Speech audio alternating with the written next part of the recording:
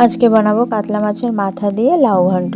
তো তার জন্য লাউটাকে কুচি কুচি করে কেটে নিয়েছি, খুব পাতলা করেও কাটিনি, আবার মোটামুটি লম্বা লম্বা করে কুচি কুচি করে কেটে নিয়েছি। এরকমভাবে লাউটা কেটে নিলাম। আর এদিকে কাতলা মাছটা নুন হলুদ দিয়ে তেলের উপর ভালো করে ভেজে নেব। আর মুড়োটা ভালো করে খুন্তি দিয়ে ভেঙে নিচ্ছি, ভেঙে একটু গুঁড়ো গুঁড়ো করে ভেজে নেব, যাতে পুরো মাথাটা ভালো করে ভাজা হয়ে যায় লাল লাল করে। তো তাই জন্য আমি পুরো মাছের মুড়োটা ভালো করে ভেঙে একেবারে ভাজা করছি। এই দেখো মাছের মুড়োটা ভালো করে ভেঙে নিয়েছি খুন্তি দিয়ে। তো এবার এরকমভাবে ভাজা করে নেবো, মোটামুটি লাল লাল করে ভালো করে ভাজা করে নেবো। এইদিকে দেখো মাছের মুড়োটা এরকম ভাজা হয়ে গেছে। তো এখন আমি নামিয়ে নেবো। এই যে ফাইনালি এই যে মাছের মুড়োটা ভাজা করে যে নামিয়ে নিয়েছি। এবার কড়াইতে তেল দেবো। তো কড়াইতে তেল দিয়ে দিচ্ছি। এখানে ফোড়নে আমি জিরে ইউজ করছি, আর অন্য কিছু না। জিরে ফোড়ন দিচ্ছি, আর দুটো শুকনো লঙ্কা, আর দেবো গিয়ে দুটো তেজপাতার ফ্লেভারটা আমার খুব ভালো লাগে, আমি তাই দিই। আর কোনো ঘন্টতে তেজপাতা দিলে বেশ ভালো একটা ফ্লেভার আসে, ভালো লাগে। তো এই তিনটে জিনিস তেলের উপরে ফোড়ন দিয়ে ভালো করে লাল লাল করে একটু ভেজে নিলাম। তো তারপরে লাল লাল করে ভাজা হয়ে গেছে। আর শুকনো লঙ্কার বোটাটা আমি ছাড়াইনি, কারণ বোটাটা ছাড়ালে কিছু সময় ঝাঁঝ আসে, তো তাই জন্য ছাড়াইনি। তো তারপর আমি কেটে রাখা লাউগুলো আমি দিয়ে দিলাম, আর লাউটা আমি কেটে ধুয়ে নিয়েছিলাম। তো তারপর সেই লাউটা আমি এই তেলের ওপরে দিয়ে নিলাম। এবার পুরোটা লাউ আমি তেলের ওপর দিয়ে নিয়েছি। এবার ভালো করে নাড়াচাড়া করে নেব। তো আর কি আমি দেবো আর দুটো কাঁচা লঙ্কা। তো কাঁচা লঙ্কা দুটো আমি চিড়ে দেবো না, আস্তেই দিয়ে দেবো, কারণ যেহেতু আমার মেয়ে ছোট, ও খাবে, তো তাই জন্য আমি ঝাল ছাড়াই একটু বানাবো।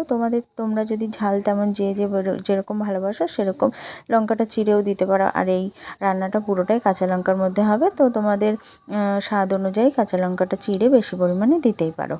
তো এদিকে দেখো আমি তেলের মধ্যে ভালো করে লাউটা ভালো করে একটু নাড়াচাড়া করে ভাজা করে নেওয়ার পরে পরিমাণ মতো লবণ দিয়ে দিয়েছি। তো আর তারপর দেবো পরিমাণ মতো হলুদ। তো হলুদ লবণ দিয়ে এবার ভালো করে একটু ভাজা ভাজা করে নিই।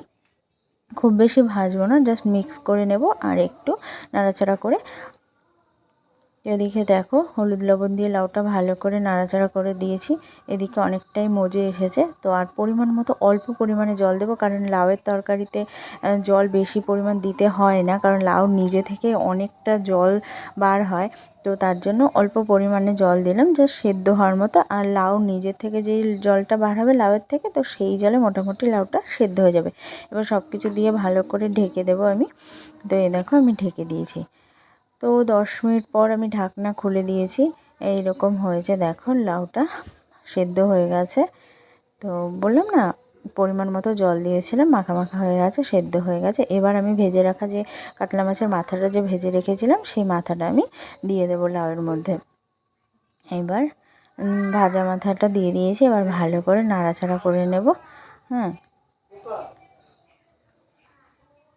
তো এই যে ভালো করে মাথা দিয়ে লাউটা ভালো করে মিক্স করে নেব। মিক্স করে আবার একটু ঢেকে দেবো, যাতে মাছের মাথার ফ্লেভারটা পুরোপুরি একদম লাউয়ের ঘন্টের সাথে একদম মিক্সড হয়ে যায়। তো সেরকম এবার ঢাকনা খুলে দেখো। তো আবার 5 মিনিট পর আমি ঢাকনা খুলে ভালো করে নাড়াচাড়া করে নিয়েছি।